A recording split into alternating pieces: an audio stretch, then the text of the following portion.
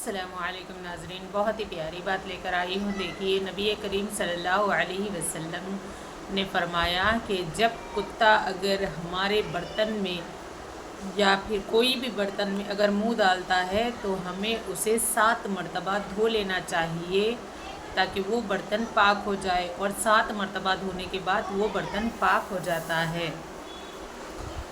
और दूसरी बात ये कहना है कि देखिए, कहते हैं कि इंसान के 3 हिस्से होते हैं। एक तो अल्लाह रब्बुल इज़्ज़त का होता है, और दूसरा हमारा खुद का होता है, और तीसरा कीड़ों का होता है। यानी कि देखिए कितनी प्यारी बात है। जो अल्लाह रब्बुल इज़्ज़त का हिस्सा होता है वो है हमारी रूह। यानी कभी भी हमें यही दुआ करना चाहिए कि जो हमारी रूह परवाज़ कर जाती है जब, तो उस वक्त हम सिर्फ़ अल्लाह रब्बुल इज़्ज़त के होके रहे और अल्लाह हमसे राज़ी रहे। हमेशा यही सोचते रहिए, यही दुआ करते रहिए। और दूसरी बात ये है कि जो हमारा खुद का हिस्सा होता है अपने लिए, जो हम कभी सोचते नहीं, वो है हमारे आमाल, जो हमारे मरने के बाद हमारे साथ आने वाले हैं, लेकिन हम तो उसके बारे में कभी सोचते ही नहीं। हाँ, ऐसे भी बहुत सारे लोग हैं कि जो अपने आमाल के लिए नेकियों पे नेकियां करते रहते हैं, लेकिन दुनिया वाले उन्हें बेवकूफ़ कहते हैं, तो वो नेकियों में अपने मशगूल होते हैं।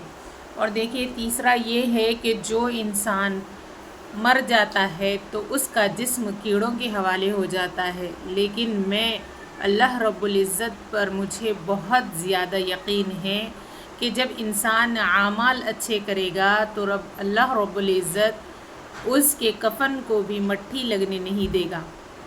तो हमें डरना कैसा है जब हमारा रब्बुल आलमीन गफ़ूर है, गफ़्फ़ार है, रहीम है, करीम है, तो फिर हमें डरना कैसा है इस बात से कि हमारे जिस्म को कीड़े खाएंगे।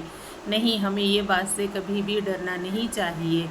क़ब्र का अज़ाब तो सिर्फ़ अल्लाह ही बेहतर जानता है। इसीलिए हमेशा सबसे पहली बात तो ये है कि हमें अल्लाह को राज़ी करना है।